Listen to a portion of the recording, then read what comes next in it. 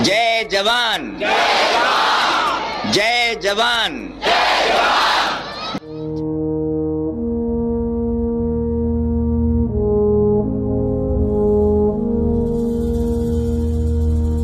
तलवार की नोक पर या एटम बॉम्ब के डर से कोई हमारे देश को झुकाना चाहे, दबाना चाहे, ये देश हमारा दबने वाला नहीं।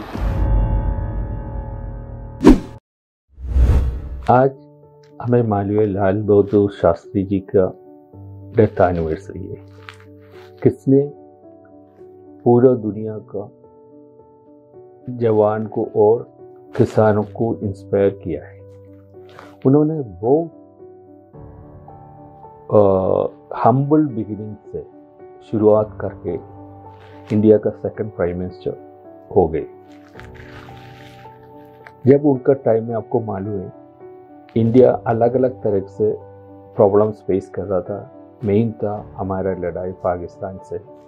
उस टाइम इंडिया का फूड सिक्योरिटी बहुत बुरा सिचुएशन था। Actually we were facing a famine. लेकिन इनकी थॉट्स इतनी प्योर था, इनका इंस्पिरेशन इतनी अच्छा था। इन्होंने उस टाइम एक स्लोगन कोट किया है, जय जवान जय किसान। ये दो वर्ड पूरी दुनिया को इंस्पायर किए, स्पेशली इंडियन सोल्जर्स को और फार्मर्स को। इसका रिस्पॉन्स यही किया, हम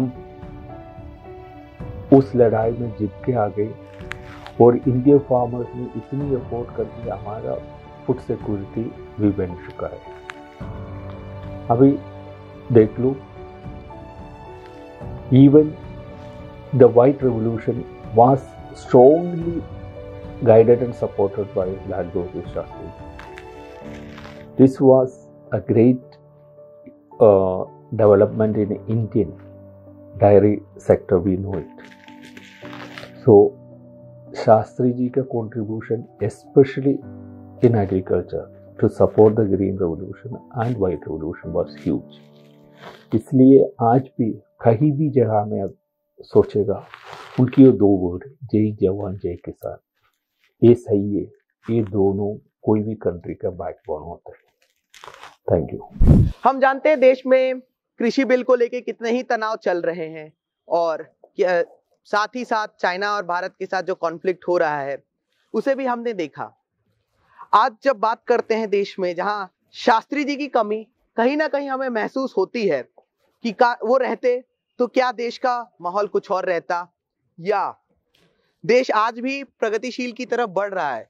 जब हम देखते हैं हमारे माननीय प्रधानमंत्री नरेंद्र मोदी जी जब हमारे लाल बहादुर शास्त्री जी का वर्णन करते हैं, कहते हैं कि एक छोटे कद का व्यक्तित्व जो खादी के वस्त्रों को भी संभाल कर सजीव कर रखता है, वैसे थे हमारे लाल बहादुर शास्त्री जी।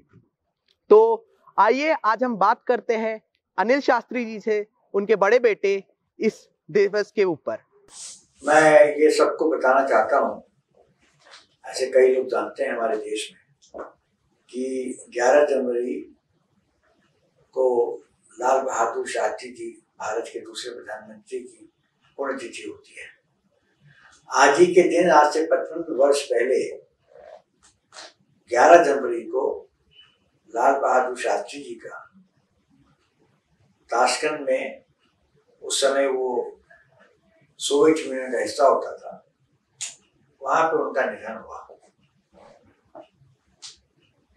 और कुछ ऐसी परिस्थितियों में उनका निधन हुआ कि आज भी बहुत से लोग शास्त्री जी की मौत को थोड़ा संदेहपूर्वक देखते हैं।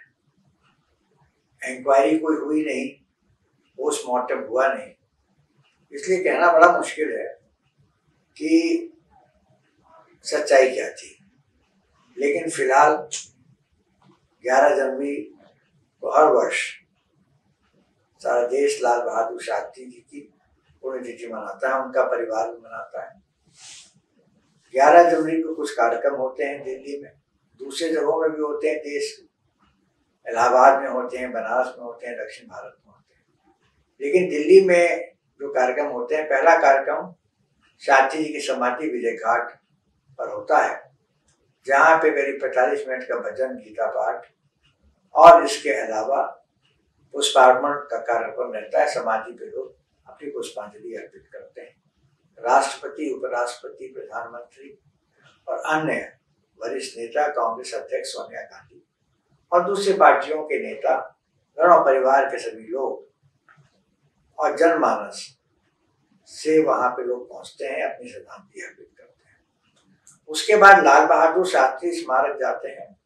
वो स्मारक जहाँ पे लाल बहादुर शास्त्री कई वर्षों तक रहे, जो उनका निवास हुआ करता था जब वो भारत के प्रधानमंत्री थे, और उस निवास को दिल्ली में जो एक मोतीलाल नेहरू प्लेस पर है, उसको भारत सरकार ने लाल बहादुर शास्त्री स्मारक के रूप में परिवर्तित कर दिया है, जिसका उद्घाटन प्रधानमंत्री ने 2005 को किया था। वो कार जो लाल बहादुर शास्त्री ने प्रधानमंत्री के पद पर रहते हुए 5,000 का कर्ज लेके पंजाब नेशनल बैंक से अपने बच्चों की खरीदी थी, वो कार भी वहां प्रदर्शित की गई है। और हजारों के संख्या में जो लोग म्यूजियम देखने आते हैं, संग्रहालय देखने आते हैं, वो उस कार को जरूर देखते हैं, क्योंकि उस कार से शास्त्री जी केवल यादें ही नहीं जुड़ी हुई है, उस कार से शास्त्री जी की ईमानदारी, उनकी सच्चाई, उनकी कटिबद्धता और उनकी ईमानदारी उससे झलकती है। 11 जनवरी को जो अगला कार्यक्रम होता है वो होता है 4 बजे लाल बहादुर शास्त्री मेमोरियल लेक्चर। ये 1 घंटे का मेमोरियल लेक्चर होता है, जो राष्ट्रीय संग्रहालय है, केंद्र संस्कृति विभाग का हिस्सा है, national museum, ministry of culture, government of India के सहयोग से लाल बहादुर शास्त्री मेमोरियल लेक्चर का आयोजन उसी ऑडिटोरियम में किया जाता है, जो संग्रहालय के अंदर है। बहुत नामी और बड़े बड़े लोग मेमोरियल लेक्चर देने आए हैं, अपने भाषण देने आए हैं। पिछले वर्ष सुनील गावस्कर आए थे, जाने माने क्रिकेटर हैं। इसके पहले कैलाश सत्यार्थी, दलाई लामा, अब्दुल कलाम, पूर्व राष्ट्रपति आर वेंकटरामन, और यही नहीं बल्कि उद्योग से राहुल बजाज, जमशेद जिलानी, आनंद महिंद्रा जैसे लोग वहाँ पे आके लाल बहादुर शास्त्री मेमोरियल लेक्चर देने आए हैं। विदेशी भी आए हैं, श्रीलंका के विदेश मंत्री, नेपाल के पूर्व प्रधानमंत्री भट्टाराय, नेपाल के मंगला समारोह, ये सब लोग यहाँ पे आ चुके हैं। बल्कि पाकिस्तान के एक सेनेटर मुसाहिद हुसैन साहब भी कुछ 4-5 साल पहले वहाँ पे आए थे, और उन्होंने भी अपना करीब 45 मिनट का एक लेक्चर दिया था। शास्त्री जी के प्रति सबके मन में सम्मान है, इज्जत है, इसलिए शास्त्री के नाम पे जब भी कोई कार्यक्रम होता है तो कभी कोई मना नहीं करता है, चाहे वो कम्युनिस्ट पार्टी का हो, चाहे वो भारतीय जनता पार्टी का हो, चाहे वो सोशलिस्ट हो, चाहे वो दक्षिण भारत की कोई पार्टी हो। शास्त्री जी के नाम पर सबके मन में एक श्रद्धा रहती है, और उसका मुख्य कारण ये है कि शास्त्री जी को कोई एक न केवल ईमानदार प्रधानमंत्री के रूप में देखते हैं, बल्कि उन्होंने जय जवान जय किसान का नारा देके अपने एक दूरगामी दृष्टि का उन्होंने परिचय दिया। आज से 55 साल पहले उन्होंने जय जवान जय किसान का नारा दिया, लेकिन हम सब जानते हैं कि वो नारा तो आज भी सारे देश में गूंजता है, आज भी वो उतना ही प्रासंगिक है, बल्कि ज्यादा प्रासंगिक है जितना कि वो 1965 में शास्त्री जी के प्रधानमंत्री काल के दौरान था। आज चारों तरफ किसान आंदोलन कर रहे हैं, प्रोटेस्ट कर रहे हैं, एजिटेशन कर रहे हैं, क्योंकि जो सरकार द्वारा कानून पास किए गए हैं उसमें उनको कुछ कमियां लगती हैं, उनको ऐसा लगता है कि उनका नुकसान है। मेरा ऐसा मानना है कि सरकार को उनकी बातों को ध्यान में रखते हुए जहाँ जहाँ संशोधन होने की गुंजाइश हो वो करना चाहिए। बल्कि मैं तो ऐसा समझता हूँ कि पार्लियामेंट जो भी कानून बनाता है वो जनता के लिए बनाता है, अपने नागरिकों के लिए बनाता है। कोई ऐसा कानून जिससे कि एक तबका, खासतौर से इतना बड़ा तबका किसान, अगर ऐसे कानून से नाखुश है तो वो कानून वापस ले लेना चाहिए। जब अंग्रेजों का शासन हमारे देश में था तो मेरे पिता लाल बहादुर शास्त्री कहा करते थे कि हालांकि वो सब महात्मा गांधी के नेतृत्व में अंग्रेजों के खिलाफ लड़ाई लड़ रहे थे देश को आजाद कराने के लिए, लेकिन वो भी जनमानस की बात को कभी ठुकराते नहीं थे। अंत में उनकी बात को मान के अगर कानून में किसी संशोधन की या वापस लेने की जरूरत पड़ी तो वो भी उन्होंने किया। ये तो हमारी अपनी सरकार है, चुनी हुई सरकार है। जब अंग्रेज ऐसा कर सकते हैं तो मैं समझता हूँ आज की हमारी चुनी हुई सरकार भी ऐसा कर सकती है। प्रधानमंत्री नरेंद्र मोदी जी का प्रधानमंत्री के रूप में मैं उनका सम्मान करता हूँ, उनकी इज्जत करता हूँ। मुझे पूरी अपेक्षा है उनसे कि वो बहुत ही जल्द किसानों की बातों को, उनके मन में जो संदेह है उसको ध्यान में रखते हुए, उनके मन में जो तकलीफ उसको ध्यान में रखते हुए इन कानूनों को वो वापस लेंगे, जिससे एक शांति और भाईचारा और प्यार का एक माहौल हमारे देश में, समाज में फिर से पैदा हो। साथ ही मैं ये भी कहना चाहता हूँ कि ये जो मैंने अभी देखा, ये एक संस्करण छपते हैं, अभी मेरे सामने से अराउंड द वर्ल्ड है, इसके अलावा भी मैं देख रहा हूँ एक और कृषि जागरण के रूप में भी एक ही किताब मैंने देखी और मैंने देखा है, पढ़ा है मैंने, ये सब इसमें इतनी ज़्यादा जानकारी है।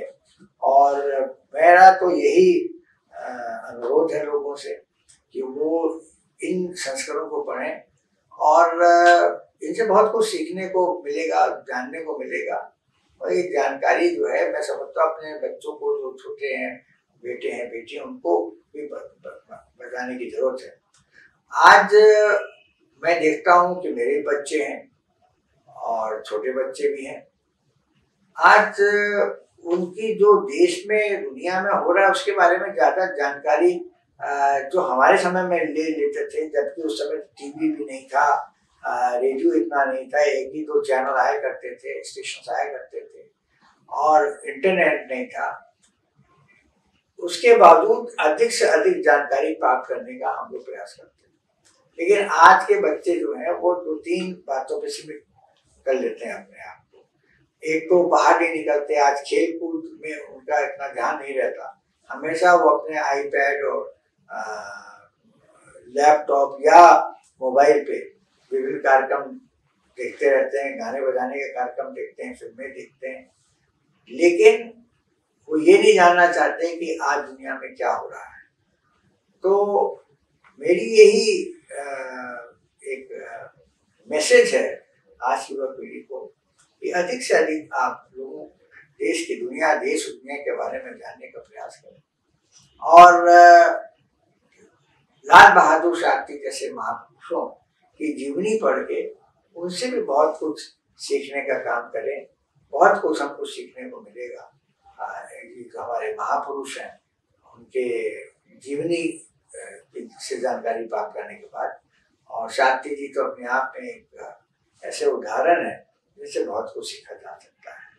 मैं इसी के साथ अपनी बात मैं समाप्त करता हूँ और ये आशा करता हूँ कि आप का जो ये कार्यक्रम है ये लोगों को बहुत पसंद आएगा और मेरी शुभकामनाएं आप सबके साथ हैं।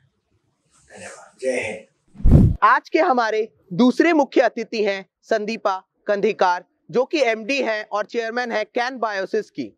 नमस्कार मैम, आपका कृषि जागरण में स्वागत है। आज हमारे साथ हैं संदीपा कंधीकार, जो कि founder, chairperson and managing director हैं कैन बायोसिस प्राइवेट लिमिटेड की। इन्होंने ये एक इंडस्ट्रियल माइक्रोबायोलॉजिस्ट रह चुकी हैं 30 साल तक और कंपनी में कैसे बदलाव होते रहे हैं और चीजों को देखा है काफी आमतौर पर, जबकि बात करते हैं दिल्ली के पर्यावरण को लेके या किसान बिल को लेके, मैम आज का जो हम चर्चा रखे हैं, जो लाल बहादुर शास्त्री जी की पुण्यतिथि पर, आज 11 जनवरी, जब शास्त्री जी ने कहा था सपना, जय जवान जय किसान तभी इस देश की तरक्की हो सकती है, तो एज एन इंडस्ट्रीज मैम आप शास्त्री जी को कैसे देखते हैं कि उन्होंने जो एक देश का कायाकल्प को बदला और कैसे एक मार्गदर्शक की तरह लोगों को आज भी ये नारा जो जय जवान जय किसान का चलता है, तो उस पे आप क्या मैम कहना चाहेंगे? पहला प्रथम नमस्कार। शास्त्री जी तो बहुत ही उनका एक राष्ट्रीय नारा में बोलूंगी, जय किसान और जय जवान, ये उन्होंने दिया था और ये जो हमें बचपन से सिखाया गया है ये नारा। और मेरा इससे संबंध ऐसा हुआ कि जब अटल जी आए तो उन्होंने उसके वहाँ पे और एक उससे जोड़कर जय विज्ञान का भी नारा दिया, तो जय जवान जय किसान और जय विज्ञान। अभी विज्ञान जो हम बोलते हैं, टेक्नोलॉजी के बारे में जो बोलते हैं, तो अभी एग्रीकल्चर और टेक्नोलॉजी ये सेपरेट नहीं हो सकते। एग्रीकल्चर में टेक्नोलॉजी का इतना महत्व बढ़ गया है बिकॉज वहाँ पे चैलेंजेस बहुत आ रहे हैं अभी, और ये चैलेंजेस के लिए सिर्फ ये टेक्नोलॉजी का काम ही हो सकता है। और इस कोरोना जैसी महामारी के बीच में अभी सभी को दो चीज़ों का महत्व बहुत ही सामने आया है।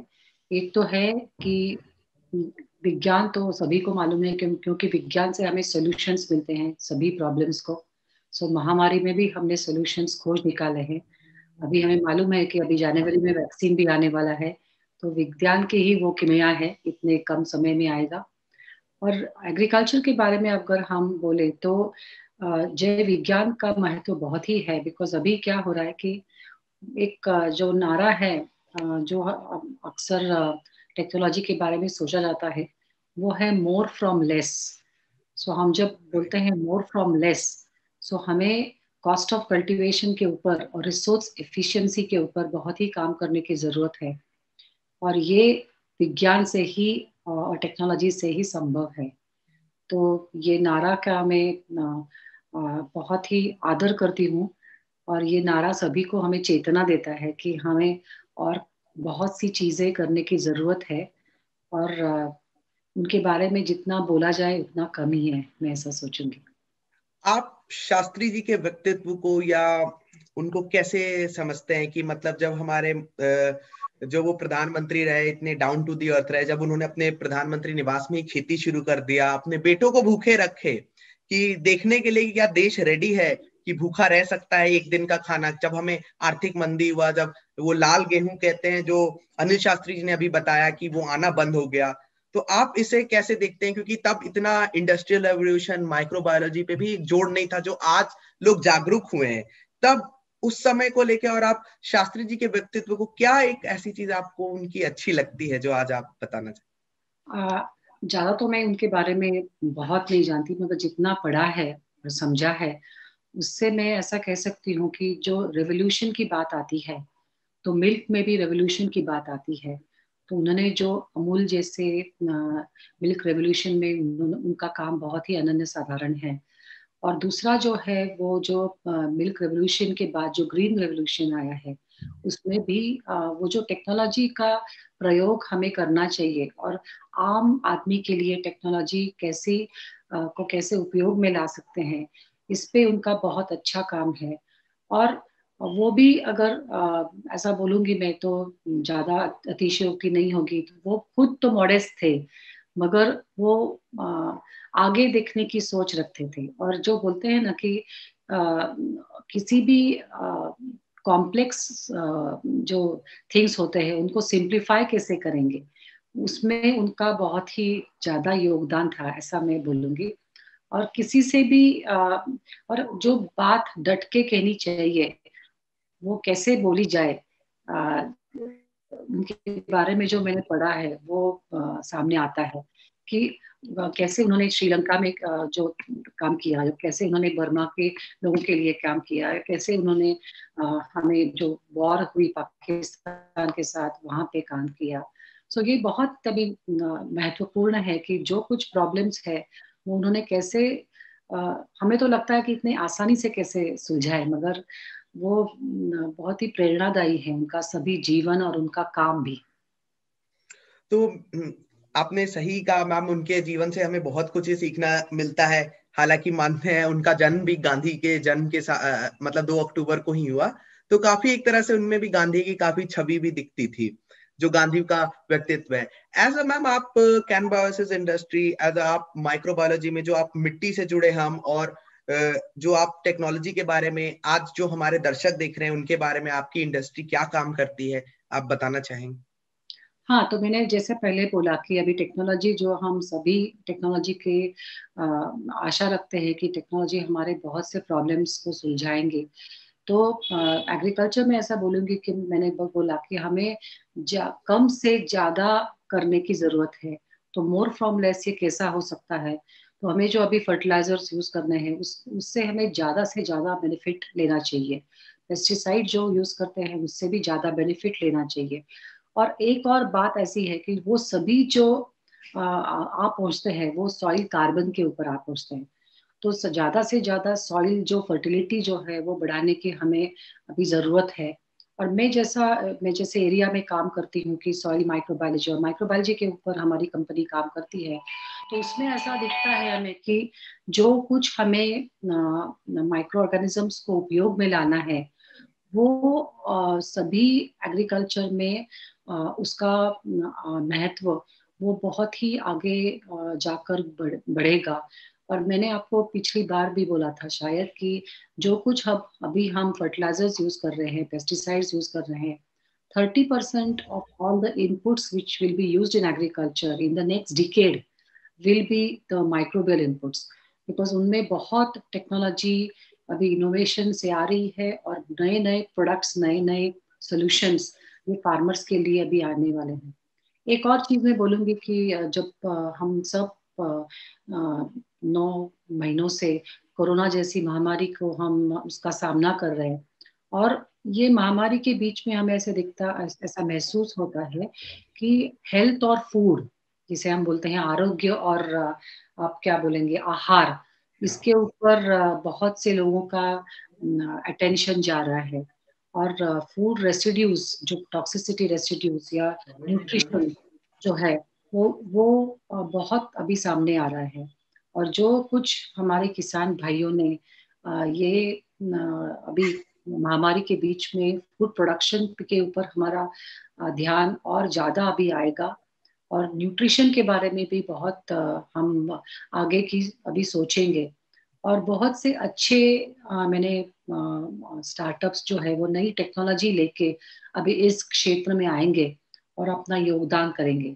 तो ये दिन दूर नहीं है जब एग्रीकल्चर भी ग्रोथ भी आगे जा सकती है टेक्नोलॉजी के इस्तेमाल से। सो मुझे तो बहुत होप्स है कि अभी हम एग्रीकल्चर को बहुत अहमियत दे, और उसके जो प्रॉब्लम्स है वो सुलझाने के लिए यहाँ पे बहुत से प्रोडक्ट्स और सॉल्यूशंस इंडिया में आएंगे, और इंडियंस भी उसको खोज निकालेंगे, ऐसा मुझे लगता है। मैम आपने बिल्कुल सही कहा। मैम आपने तो एग्रीकल्चर को बदलाव भी होते देखा होगा। जब हम आज बात कर रहे हैं शास्त्री जी, जब वो उस समय की ले लेते हैं, आज 55 साल हो गए उन्हें, और आज तक में आपने क्या क्या बदलाव देखे, मतलब कृषि क्षेत्र में जो बहुत मेजर बदलाव लगे, जिससे क्या कह सकते हैं कि पूरा एक एरा ही बदल गया? क्योंकि 55 साल एक काफी बहुत बड़ा साल हो जाता है, क्योंकि जब शास्त्री का स्लोगन जय जवान जय किसान जो आज भी चल रहा है, उस समय का जय जवान जय किसान, आज का जय किसान कैसा आपको कुछ अलग लगता है, या लगता है एक ही जैसी चीजें रही होंगी? नहीं, इसमें पॉजिटिव एस्पेक्ट्स तो बहुत हैं। अभी हम ऐसा होता है ना कि जब सोसाइटी बहुत मैच्योर होती है, एफ्लुएंट होती है, तो सोसाइटी में ज़्यादा से ज़्यादा मिल्क का कंजम्पशन बढ़ता है, या हॉर्टिकल्चर या फ्रूट्स का कंजम्पशन बढ़ता है, या लोगों के डाइट्स प्रोटीनिक होते हैं। तो डेफिनेटली रेवोल्यूशन तो आया है, फूड सिक्योरिटी भी आई है। तो मैं तो इस क्षेत्र में 90 से काम कर रही हूँ। तो मैंने जो देखा है कि 90 से 2000 में हॉर्टिकल्चर का योगदान वो थोड़ा बढ़ने लगा। और मैं तो महाराष्ट्र से आती हूँ, तो ग्रेप फार्मिंग जो है उसमें बहुत ही ज्यादा उसका एरिया ऑफ कल्टीवेशन बढ़ा, तो एक्सपोर्ट्स भी बढ़े। सो ये जो आप बोलते हैं सोयाबीन का कल्टीवेशन या ऑयल सीड्स का कल्टीवेशन, ये भी बहुत बढ़ रहा है। फिर उसमें जेनेटिक्स भी आ गया और बीटी कॉटन जैसे टेक्नोलॉजी ने भी बहुत से अपने रूप दिखाए और टोटली एक कॉटन के क्षेत्र को ट्रांसफॉर्म कर दिया। सो बहुत से ऐसे इश्यूज आए एग्रीकल्चर में। जैसे मैं और एक बोलूंगी कि एक्सपोर्ट जो है हॉर्टिकल्चर प्रोड्यूस का वो काफी होने लगा। बासमती में हमने बहुत से डेवलपमेंट हमारे किसान भाइयों ने की। सो बहुत बहुत ऐसे क्षेत्र है कि एग्रीकल्चर ने भी कंधा से कंधा मिलाने की कोशिश की है, मगर उसका पेस जो है उसको बढ़ने की बहुत ही जरूरत है। और एग्रीकल्चर में ग्रोथ जो है वो किस चीज से कम आई, अगर हमने ऐसा सोचा तो एक बहुत महत्वपूर्ण कारण ऐसा है कि रिसोर्स एफिशिएंसी जो है, वाटर मैनेजमेंट जो है, या ये दिन ब दिन कम होता गया।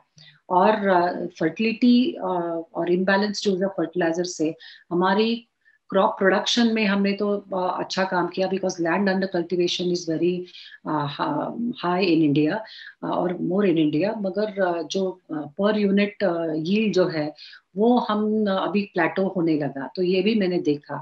पेस्टिसाइड्स रेसिड्यूज के बारे में जो एक्सपोर्ट फार्मर्स का जो इशू था वो भी मैंने देखा कि वो कैसे टैकल हो रहे हैं। तो बहुत से ऐसे चेंजेस है जो मैंने देखे एग्रीकल्चर में। और मगर वहाँ पे बहुत से ऐसी उम्मीद भी देखी कि कई कई एरिया में डिजिटल टेक्निक्स जो अभी एग्रीकल्चर को चेंज करने की कोशिश कर रहे हैं, उसका भी जो योगदान है वो 2015 के बाद जो जल्दी से अभी बहुत स्पीड से अभी आ रहा है, तो वो भी हम देख रहे हैं। तो चेंज जो है जो एग्रीकल्चर में हर एक डेकेड में बहुत से डिफरेंट डिफरेंट तरीके से एग्रीकल्चर निखर के बाहर आ रहा है। और जो इश्यूज है जो हाईलाइट हुए हैं, जैसे फार्मर सुसाइड्स हैं कॉटन सेक्टर में, या अभी जो इश्यूज है रिलेटेड टू मार्केट लिंकेजेस, वो भी अभी आने हैं। तो बहुत से अभी एग्रीकल्चर वो बोलता है ना कि एक ऐसा मोड़ पर आ गया है कि जो चेंजेस जो है वो अभी जल्दी से आ सकेंगे, बिकॉज अभी ओपन मार्केट्स जब जैसे हो रहे हैं तो टेक्नोलॉजी इन्वेस्टमेंट ये जो अभी आएंगे तो एग्रीकल्चर और भी बढ़ेगा और भी निखर के बाहर आएगा, ऐसा मुझे लगता है। तो मैम इसके बाद एक आखिरी सवाल पूछते हैं। मैम आज लाल बहादुर शास्त्री जी के पुण्यतिथि में आप शास्त्री जी को कैसे याद करते हैं और क्या उनके बारे में विचार मतलब रखते हैं या दर्शकों को बताना चाहेंगे? मैं तो पहले जैसे आपने शुरू किया बातचीत हमारी कि जय जवान जय किसान और जय विज्ञान, ये बहुत ही महत्वपूर्ण है। और मैं ऐसा बोलूंगी कि जो बहुत से ऐसे साइंटिस्ट बोलते हैं कि जिस कंट्री की सॉइल अच्छी है वो कंट्री, और जिस देश की मिट्टी अच्छी है और मिट्टी अच्छी रखेंगे वो देश को कुछ प्रॉब्लम नहीं आ सकते हैं। तो आज मैं ऐसा ही उनके पुण्यतिथि के दौरान बोलूंगी कि हमारी मिट्टी हमें अच्छी रखने की जरूरत है। और ये मिट्टी सिर्फ हम हमारे खुद के लिए नहीं मगर हमारे आने वाली पीढ़ियों के लिए भी है। और इस मिट्टी को हम कैसे निखारें, कैसे नर्चर करें और आगे भी इसका उपयोग समझदारी के तरीके से करेंगे, उससे ही हम आगे बढ़ सकते हैं। अगर मिट्टी में हम ज्यादा उसको हमारा लक्ष्य नहीं जाएगा और हमें उसे ग्रांटेड हम रखेंगे तो फिर हमारी डेवलपमेंट ये जो है वो कॉम्प्रोमाइज होती रहेगी। सो अभी सस्टेनेबल डेवलपमेंट जो है वो हमें करनी है। और मैं यही बोलूंगी कि शास्त्री जी की ये जय जवान वाली बात और जय किसान वाली बात, he also has to be happy kisan now. So that is what I will say, and my best tributes to Shastri ji on his Remembrance Day, and best wishes to you also for having such a wonderful program. Thank you ma'am, आपने अपना कीमती समय हमारे दर्शकों को दिया। शुक्रिया ma'am, बहुत बहुत शुक्रिया प्रीतम, थैंक यू। आज के हमारे तीसरे मुख्य अतिथि हैं कुंदन सिंह पनवर, जो कि उत्तराखंड के निवासी हैं और लोगों को अपने कीवी फार्मिंग से न जाने कितने लोगों को इंस्पायर किया है। और लाल बहादुर शास्त्री जी का सपना जो जय जवान जय किसान को ये पूरा नारा करते हुए दिखा रहे हैं। नमस्कार सर, आपका एक बार फिर से स्वागत है कृषि जागरण के मंच में। नमस्कार, कृषि जागरण के सभी दर्शकों को मेरा प्रणाम। आज शास्त्री जी की पुण्यतिथि पर उनको नमन करते हुए जय जवान और जय किसान का नारा देने वाले उस पुण्य आत्मा को श्रद्धांजलि अर्पित करते हैं। आज देश में कई किसान आंदोलन चल रहे हैं, लेकिन मैं उत्तराखंड का वासी हूं और यहाँ पर लगभग इस तरह के आंदोलन शून्य और औद्यानिक गतिविधियों अपने आप को संलिप्त रखता हूँ। लगभग 20 वर्षों से मैं कीवी की खेती करता हूँ। उसके अलावा दूसरी जो औद्यानिक फसलें हैं उन सबको भी यहाँ करता हूँ। और उत्तराखंड क्योंकि एक अलग किस्म का प्रदेश है, यहाँ पर बहुत अधिक संभावनाएं हैं। शास्त्री जी के जय जवान और जय किसान के नारे से हर उस किसान का मस्तक गर्व से ऊंचा हो जाता है जिसने भी जो इन सब गतिविधियों में अपने आप को संलिप्त रखते हैं। संभवतः पहली बार किसान को इतनी तवज्जो दी गई और उसके बाद देश में एक जिस अन्न को लेकर या दूसरी तीसरी चीजों को लेकर देश ने खुशहाल अपने आप को पाया। आज हमारे लिए लाल बहादुर शास्त्री जी आज भी उतने ही प्रासंगिक हैं जितने वो तब थे। उनके बगैर तो किसान कुछ सोच भी नहीं सकता, क्योंकि वो पहले व्यक्ति थे जिन्होंने किसानों का सीना गर्व से चौड़ा किया और किसानों ने देश के उनके इस नारे पर देश को अन्न के मामले में संपन्न किया। क्योंकि उत्तराखंड की परिस्थितियां बिल्कुल देश की परिस्थितियों से थोड़ी अलग हैं। ये पर्वतीय क्षेत्र है, तो हम पर्वतीय क्षेत्रों के लोग किसान कानूनों को लेकर बहुत ज्यादा न तो उत्साहित है न हतोत्साहित। हमारे पास इस राजनीतिक प्रपंच में पढ़ने के लिए हमें कोई संभावनाएं नहीं दिखती हैं और हमारा काम पहले भी अच्छे से चल रहा था और आगे और अच्छा चलेगा, इस बात की संभावना बराबर बनी रहती। क्योंकि हम बहुत छोटी जोत के किसान हैं। उत्तराखंड में 1 एकड़ के औसत की भूमि प्रत्येक व्यक्ति के पास होगी, जो कि काफी कम है। इसलिए यहाँ का किसान कहीं भी अपने आप को इन मूवमेंट से संबद्ध नहीं रख रहा। जहाँ तक दूसरी औद्यानिक फसलों की बातें हैं, मैं हमारे जितने भी लोग हैं हम सबको प्रोत्साहित करते रहते हैं अपने इस पूरे क्षेत्र में, और उनको सिर्फ औद्यानिक ही नहीं, उनके विपणन और छोटी मोटी व्यवस्थाओं को लेकर भी हम उनको सदैव उनके साथ कंधे से कंधा मिलाकर खड़े रहते हैं और उनकी आर्थिक स्थिति को बढ़ाने में इन सब औद्यानिक गतिविधियों का बड़ा महत्वपूर्ण योगदान रहता है। सर, आप शास्त्री जी को एज अ किसान कैसे देखते हैं? मतलब जब वो प्रधानमंत्री थे उससे पहले जब उन्होंने खेती की अपने एज आप किसान, आपने सुना होगा, आपने मतलब आपने या तो आप, मुझे पता नहीं, आपने तो देखा भी हो सकता है उनको टीवी पे बोलते हुए, सुनते हुए। तो एज अ किसान आपको वो मतलब उनका जो व्यक्तित्व था वो कैसा दिखता था देश में? अत्यंत साधारण व्यक्तित्व के लेकिन मजबूत इरादों के लोग दुनिया में कम पैदा होते हैं, जिनमें से सब पहला नाम शास्त्री जी को जाता थे, जिन्होंने खुद को स्वयं उन सारी पीड़ाओं को झेला होगा। आपने सुना होगा, जाके पीर न पड़े बीवाई सो क्या जाने पीर पर आई। तो ये वो व्यक्तित्व थे जिन्होंने सारे बाधाओं को झेलते हुए और प्रधानमंत्री की कुर्सी तक बैठे, इसलिए उनको हर चीज का अंदाजा था। वो एक असाधारण व्यक्तित्व थे जिनके बारे में कुछ भी कहना गलत होगा, क्योंकि इतनी महान विभूतियों के बारे में मेरे सब पता नहीं, मतलब बहुत छोटे हैं, उनको हम किसी भी तरह से डिफाइन नहीं कर सकते। और कहीं ना कहीं आपने सर पिछले साल हमारे माननीय प्रधानमंत्री मोदी जी ने कहा था कि शास्त्री जी ऐसे व्यक्तित्व थे जो एक किसान की खादी की बनाई हुई कपड़ों को भी अगर वो फट भी जाए तो उसको भी संभाल के रखते थे। वो सोचते थे कि जो किसानों ने मेहनत की हो उसको हम मैं व्यर्थ कैसे जाने दूं। तो इस व्यक्तित्व से आपको क्या लगता है कि हमारे देश के कोई ऐसे प्रधानमंत्री आज हो पाए हैं जो इतने देश के ग्राउंड लेवल पर जुड़े हों?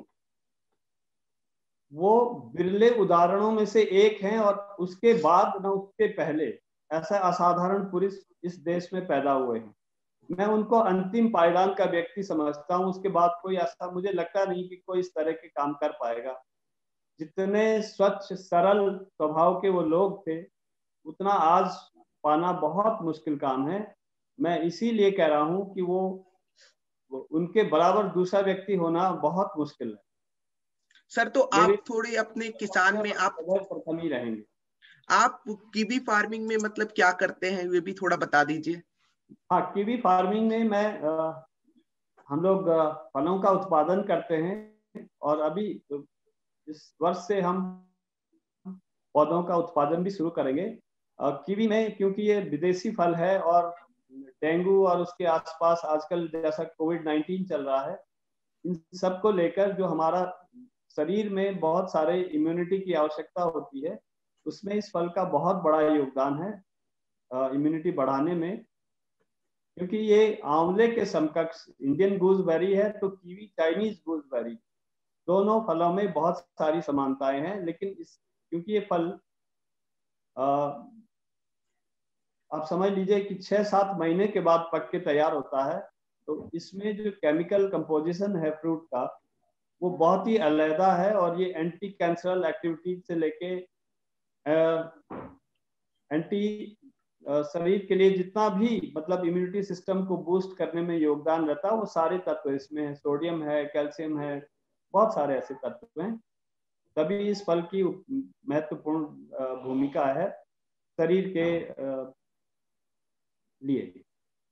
सर, तो आप अपनी बात को मतलब दर्शकों को कुछ एक मेमोरी या कुछ एक संदेश आप देना चाहें आज शास्त्री जी की पुण्यतिथि पे, या कुछ मतलब बात पर खत्म मतलब अपना वाक्य, कुछ ऐसा संदेश आपको बताना तो? जरूर। देखिए, किसान घर में पैदा हुए लाल बहादुर शास्त्री जी के अप्रतिम व्यक्तित्व को ध्यान में रखते हुए उनकी ईमानदारी, उनकी सरल हृदयता और स्वच्छ छवि को सदैव याद रखा जाना चाहिए। और मैं तो ये भी आशा करता हूं कि पुनः फिर कोई ऐसा किसान का बेटा उसी छवि को रिफ्लेक्ट करे और हम सब किसानों को एक पुनः एक इसी तरह का जो जैसा शास्त्री जी ने किया, कोई और भी इसी तरह का पूरा मतलब देश के लिए इस तरह के काम करे। धन्यवाद। तो इसी के साथ हम आपकी बात को अंत करते हैं, और मैं भी कहूंगा भारत में ये नारा जय जवान जय किसान और जय हिंदुस्तान का नारा अमर रहना चाहिए। सर नमस्कार। आज के हमारे चौथे मुख्य अतिथि हैं पंकज खंडेलवाल जी, जो मैनेजिंग डायरेक्टर एंड चेयरमैन है INI फार्म के। आज ये बताएंगे लोगों को कैसे एक इंडस्ट्री पर्सपेक्टिव में शास्त्री जी ने क्या भूमिका निभाई। मिलते हैं पंकज खंडेलवाल जी से। आज लाल बहादुर शास्त्री की पुण्यतिथि में हमारे साथ जुड़े हैं पंकज खंडेलवाल, जो INI फार्म के चेयरमैन एंड मैनेजिंग डायरेक्टर हैं। ये vertical integrated branded food company है जिन्होंने अपना फ्लैगशिप प्रोडक्ट बनाना प्रोमोग्रेनेट्स पर करा है। INI farm is at the forefront of the bringing agri-tech to the Indian agriculture and has built large-scale operations spanning contract farming, aggregation, supply chain management, and serving retailers in 35 countries globally. And the co-founder of this company is his wife, Purnima Khandelwal. नमस्कार sir, आपका स्वागत है कृषि जागरण के मंच पे। आज जैसा कि आप जानते हैं लाल बहादुर शास्त्री जी की पुण्यतिथि है, और हम बात कर रहे हैं जब देश में जय जवान जय किसान का नारा कहीं ना कहीं बहुत ज्यादा आपको सुनने में देखने में हर दिन आता है। और आज 45 दिन हो गए हैं कह सकते हैं किसान आंदोलन को लेकर। तो ऐसा इंडस्ट्री जो हमने पिछले साल देखा, एक कोरोना दहशत महामारी आई, और शास्त्री जी का सपना था कि देश की तभी प्रगति हो सकती है जब जय जवान और जय किसान दोनों साथ में चले, तभी जय हिंदुस्तान हो सकता है। तो as a industry person, how do you see our former prime minister Lal Bahadur Shastri? नमस्कार प्रीतम, और शुक्रिया मुझे बुलाने के लिए यहाँ पर आज बात करने के लिए। मेरे लिए बड़े गर्व की बात है कि मैं इस चीज़ के बारे में आज बात कर रहा हूँ आपके साथ। वास्तव में कमाल की बात है कि मिड 60s से लेके जब शास्त्री जी ने ये हमें स्लोगन दिया था और आज हम 21वीं सदी में हैं, और उसके बावजूद भी ये जो दोनों बात है, जय जवान और जय किसान, दोनों आज भी उतनी रेलिवेंट है हमारे देश के लिए, राइट। उस टाइम की जो प्रॉब्लम्स थी आज 50 साल के ऊपर हो चुके हैं, लेकिन उसके बाद भी आज जैसे आपने बोला कि कोरोना वायरस के टाइम पे कंज्यूमर्स को कैसे खाना पीने की सहूलियत हो, वो तकलीफ नहीं हो, उससे भी आज हम स्ट्रगल कर रहे हैं। और उसके साथ साथ आज 45 दिन हो गए हैं फार्मर्स को इस पूरी चीज के लिए, फार्म लॉज के अगेंस्ट में एजिटेशन करते हुए। तो उसके हिसाब से डेफिनेटली आज भी वो इतना रेलिवेंट है, आज 50 साल से ऊपर उस स्लोगन को दिए हो गए। तो इट्स फैसिनेटिंग, लेकिन at the same time it's not surprising, क्योंकि आज भी हमारी पॉपुलेशन जो है वो बहुत ज़्यादा डिपेंडेंट है। 60% पॉपुलेशन एग्रीकल्चर के ऊपर डिपेंडेंट है। तो उसकी इम्पोर्टेंस, उसकी रेलेवेंस, उसकी ज़रूरत अगले और 50 साल के लिए भी हमारे सामने मेरे ख्याल में लक्ष्य, और ये शायद शास्त्री जी की मानता है कि उस तरह का विजन, उस तरह का थिंकिंग प्रोसेस है, जो आइडियाज हैं जो हमारे लिए शायद 100 साल तक भी रेलिवेंट हो सकते हैं जब दुनिया इतनी बदल चुकी है। So it's hats off to him, उनके विजन को, उनके थिंकिंग प्रोसेस को, कि आज भी हम उस चीज के साथ कुछ काफी हद तक आगे भी बढ़े। कुछ चीजें चेंज भी हुई हैं, कॉन्टेक्स्ट बहुत बदल गया, उसके बारे में शायद हम लोग बात भी करेंगे।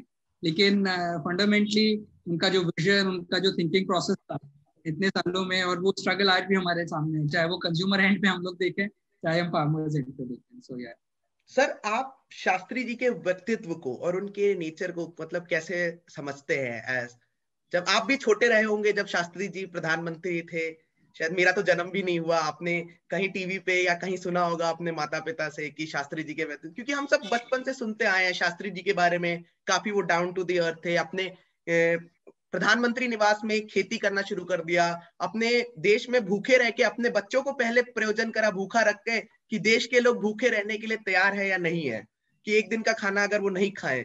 तो ये सारी चीजों को एक कैसे आप उनके व्यक्तित्व को आज उनके पुण्यतिथि पर याद करते हैं? प्रीतम, मतलब मुझे नहीं पता ये अच्छी बात है बुरी बात है, लेकिन मेरा जन्म भी उनके बाद का ही है, तो उस टाइम का नहीं है।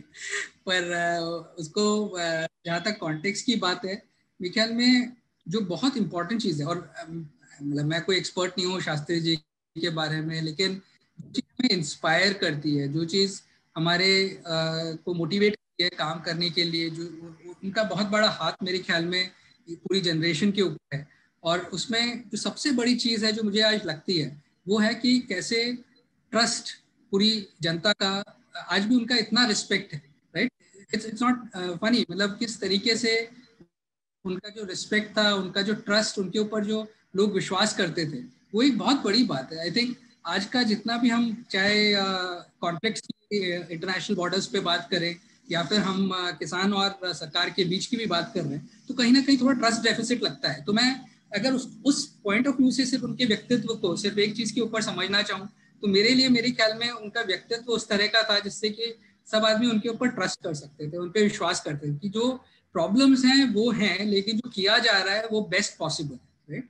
तो उस कॉन्टेक्स्ट में एक लीडर के लिए ट्रस्ट होना बहुत ही जरूरी चीज़ है, और पर्सनली मेरे लिए वो एक बहुत इंपॉर्टेंट चीज़ है जिससे बहुत ज़्यादा मैं इंस्पायर होता हूँ। मैं किसी तरह का शास्त्री जी के ऊपर कोई एक्सपर्ट नहीं हूँ, लेकिन हाँ, I would take away as a single point would be trust.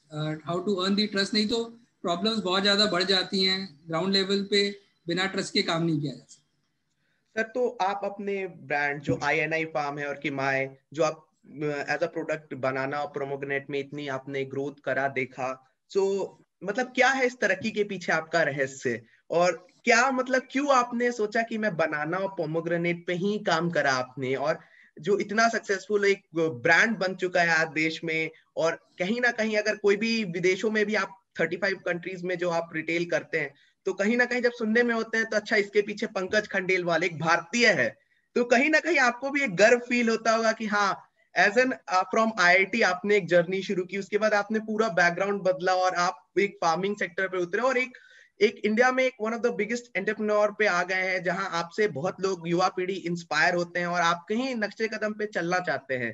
तो आप अपने कंपनी INI फार्म और इनके बारे में कुछ बताइए लोगों, हमारे दर्शकों को। जब काम मैंने चालू किया था पूर्णिमा के साथ, जब हम लोगों ने करीब 11 साल पहले INI फार्म्स की स्थापना की थी, उस वक्त पर इसका मोटिवेशन जो था वो बहुत हद तक ये रियलाइज हुआ था कि हमारे यहाँ बिना फार्मर और फार्मिंग में इम्प्रूवमेंट के बिना जो डेवलपमेंट की रिक्वायरमेंट है वो पूरी नहीं हो पाएगी, संभव नहीं हो पाएगी। किस्मत की बात थी, कोई फार्मिंग बैकग्राउंड नहीं था, कोई एग्रीकल्चर बैकग्राउंड नहीं था, लेकिन समय के साथ कुछ ना कुछ होता रहा जिसकी वजह से हमें इस सेक्टर के ऊपर काम करने का मौका मिला। और एक बार जब वो हुआ तो वो बहुत क्लियर था कि ये काम ऐसा है जहाँ पे आप कुछ अच्छा कर सकते हो। ये ऐसा काम है, आज हम वर्ल्ड वाइड अगर आप देखो तो कॉर्पोरेट सेक्टर में ESG जिसे बोलते हैं, एनवायरनमेंट, सोशल और गवर्नेंस, ये 3 चीज़ें बड़ी इंपॉर्टेंट हो गई हैं, जिससे कि ऑर्गेनाइजेशंस को, कॉर्पोरेट एंटिटीज़ को आज इवैल्यूएट किया जाता है कि आप सही तरह के ऑर्गेनाइजेशन है कि नहीं है। जब 11 साल पहले इस चीज़ के ऊपर हमने काम शुरू किया तो एक मोटिवेशन था कि कहीं ना कहीं कुछ पॉजिटिव किया जा सकता है। एक डिफिकल्ट सेक्टर है लेकिन इसके ऊपर काम किया जा सकता है। और हम लोगों के लिए ये बिल्कुल क्लियर था कि कहीं ना कहीं फार्मर्स के लिए एक पॉजिटिव इम्पैक्ट होना बहुत ज़रूरी है। और उसी वजह से हम लोगों ने इनफैक्ट हमारा प्रीमियम फॉर क्वालिटी का जो मॉडल है फार्मर्स के साथ काम करने का, वो चालू किया। बड़ा डिफिकल्ट था कि कैसे मार्केट उसको वैल्यू करेगा नहीं करेगा, लेकिन एक सही दिशा में सही तरीके से काम करने से मुझे लगता है कि फ़र्क पड़ता है। हम लोग करीब करीब 30% फार्मर्स की इनकम इंक्रीज कर पाए, और उसका कर इसलिए पाए क्योंकि उनके साथ काम करके क्वालिटी इंप्रूव कर पाए, और वो क्वालिटी इंप्रूव करने से ब्रांड क्रिएट किया, ब्रांड क्रिएट करने से एक कस्टमर या कंज्यूमर उसके लिए एक प्रीमियम देने को तैयार होता है, राइट। ये एक बहुत इंपॉर्टेंट चीज़ है जो हमारा विश्वास था उस टाइम पे। आज ऑफ कोर्स ये बोल सकते हैं 11 साल के बाद कि ये मॉडल है, सक्सेसफुल रहा है, लेकिन उसके लिए पहले विश्वास से स्टार्ट करना पड़ता है, फार्मर्स के साथ काम करना पड़ता है, उसके बाद धीरे धीरे ब्रांडिंग होती है और धीरे धीरे कंज्यूमर उसके ऊपर ट्रस्ट करना शुरू करता है। तो जर्नी आई थिंक उसके साथ मेरे लिए सबसे सेटिस्फाइंग पॉइंट यही है कि आज 5,000 से ज़्यादा फार्मर्स के साथ हम लोग काम करते हैं। इंडिया के लार्जेस्ट एक्सपोर्टर्स में से हैं, चाहे बनाना हो, चाहे पोमेग्रेनेट हो, चाहे फ्रेश कट हो। लेकिन ये पॉसिबल तभी हुआ जब एक साथ चल के, चाहे हमारे जो साथ हमारे एम्प्लॉयज़ हैं वो काम करते हैं, 200 से ज़्यादा लोग डायरेक्टली काम करते हैं, 500 से ज़्यादा कॉन्ट्रैक्टेड लेबर है, 5,000 से ज़्यादा फार्मर्स हैं, इन सबको साथ लेके काम करने से ये चीज़ हो पाई है। और वो हमारे लिए बहुत गर्व की बात है कि ये एक सक्सेसफुल मॉडल है। अगर आपको लगता है कि इससे लोगों को इंस्पिरेशन मिलता है तो I think we would have achieved our goals. So thank you so much. Sir, तो आपने मार्केट सेक्टर में एक पूरा ही चीज, मतलब कह सकते हैं, एक पहलू बदल दिया है हॉर्टिकल्चर, एग्रीकल्चर में, जब आपने फोकस कर दिया कि हम सिर्फ बनाना और पोमोग्रेनेट को ही लेके चलेंगे। क्योंकि जब आपको पता था, कहीं ना कहीं आप भारत में सुनते हैं लोगों का पसंदीदा फल आम होता है ज्यादातर, मैंगोज पे आप नहीं गए। कहीं ना कहीं आपने, क्या आपको डर कहीं लगा कि हम बनाना और पोमोग्रेनेट को लेके जाएंगे, जो कि आप अगर देखें आम जनता के लिए पोमोग्रेनेट आज भी बहुत महंगा हो जाता है अगर एक कॉमन मैन खरीदने जाए, जबकि बनाना तो एक सस्ते फल है। पर कहीं आपको लगा कि ये आपका एक, कहीं ऐसा समय आया जब आपने हिम्मत अपनी हार दी, और कहीं आपको लगा कि नहीं, मुझे ये नहीं हारना चाहिए, ऐसा आपने एक चैलेंज फेस करा विद इन 1-2 ईयर जब आप ये कंपनी चला रहे थे? क्योंकि आपने एक मार्केट सेक्टर में एक नया पूरा, मतलब कह सकते हैं जैसे न्यू ब्रांड को क्रिएट करना पड़ा आपको। क्योंकि ऐसा मेरे ख्याल से मैंने कोई इंडियन सेक्टर में देखा नहीं था। जब आप 11 साल पहले कर रहे होंगे तो मेरे को कोई लगता नहीं है कोई सेक्टर ऐसा सोच के चला होगा कि हम 2 फलों को ही लेके चलेंगे आगे और उसी पे हम अपना ब्रांड क्रिएट करेंगे। क्योंकि एक डर तो रहता है कि हाँ, हमारा पैसा डूब जाएगा, कहीं कुछ नहीं हुआ तो हम कल को क्या करेंगे। ऊपर से प्रेशर रहता है, एक मतलब माँ बाप का भी प्रेशर रहेगा कि ये क्या कर रहे हो, सोसाइटी का एक इन्फ्लुएंस आ जाता है कि कहीं नहीं कुछ होगा, तुम्हारा बिजनेस डूब ही जाएगा।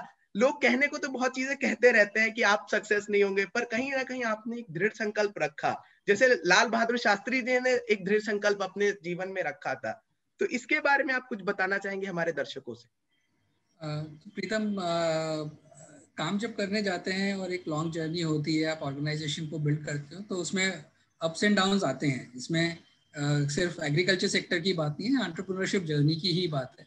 आज आप फार्मर भी एज अ एंटरप्रेन्योर है। मतलब पहले हम एक बेचारा फार्मर का इमेज लेते थे, लेकिन एक एंटरप्रेन्योर की जो जर्नी होती है उसमें अप्स और डाउन्स आते हैं। एक्सटर्नल फैक्टर्स होते हैं, इंटरनल फैक्टर्स होते हैं, वो एक फैक्ट है।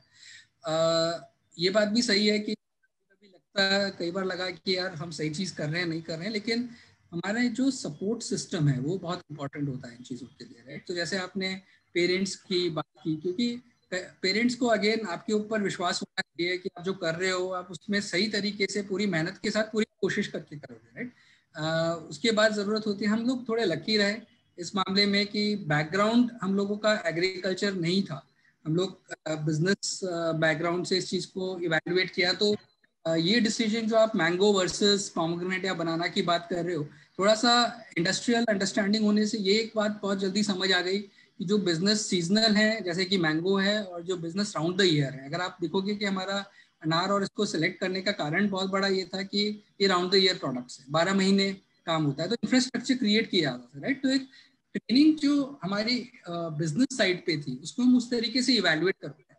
और दूसरा, जैसे मैंने बोला कि हम लोग लकी थे, बैकअप करने वाले हम लोगों को लोग मिले, जो लोग इस विश्वास के साथ जो हमारा विजन था उसको बैक करने के लिए तैयार थे। तो फंडिंग बहुत ज़रूरी चीज़ होती है, ऐसा नहीं पॉसिबल होता है कि आप बिना कैपिटल के इस चीज़ को आप कर सकते हो। इसीलिए जो हमारे एंजल इन्वेस्टर्स हैं, आशीष गुप्ता, पवन वैश्य जो दक्ष के फाउंडर हैं, उसके बाद आविष्कार, यूनिलेजर से रोनी स्क्रूवाला साहब हैं, या अस्पदा है, ये लोग फंड्स, इनका सोशल गोल्स और वो फंड्स ने सपोर्ट किया, राइट। तो अप्स एंड डाउन्स में वो एक बहुत ज़रूरत होती है। और दूसरी बात, फ़र्क इस बात पे पड़ता है कि आपकी टीम कैसी है, राइट। अगर ग्राउंड लेवल पे डे टू डे बेसिस पे किसी ना किसी का पॉजिटिव मोटिवेशन है और किसी कोई डाउन भी है तो हम एक दूसरे को ऊपर खींच सकते हैं, राइट। वो बड़ी इंपॉर्टेंट चीज़ होती है। थैंकफुली ये चीज़ें वर्कआउट कर गई हमारे लिए। लेकिन मेरे हिसाब से सबसे इंपॉर्टेंट चीज़ इनमें, जैसे मैंने समराइज करूँगा, तो टीम, दूसरा जो इन्वेस्टर्स थे जिन लोगों ने हमें को सपोर्ट किया, और फैमिली का सपोर्ट। आई थिंक ये 3 चीज़ें किसी भी एंटरप्रेन्योर के लिए बहुत ज़रूरी हैं। Agriculture is only one part of that entrepreneur.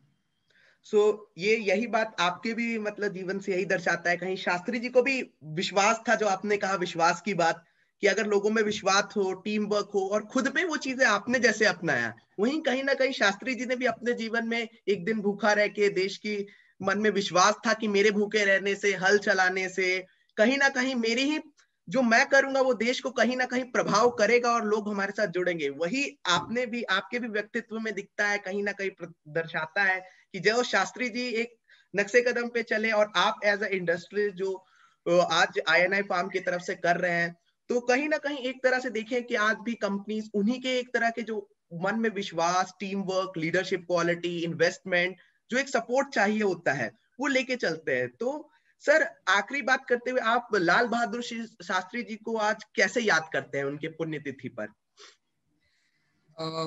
देखिए,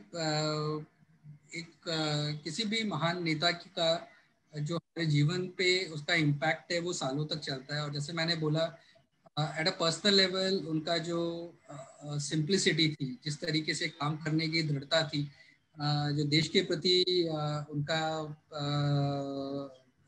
समर्पण था, ये बहुत ही इम्पोर्टेंट चीज़ें हैं। अगर हम उन चीज़ों को अपने जीवन में थोड़ा बहुत भी लेके आ पाए, जो काम जिसके लिए उन्होंने देश के लिए और किसानों के लिए, स्पेशली मेरे लिए सेक्टर वाइज वो बड़ा रेलिवेंट है, और वो हमें कंटिन्यूसली इंस्पायर करते रहते हैं, करते रहेंगे।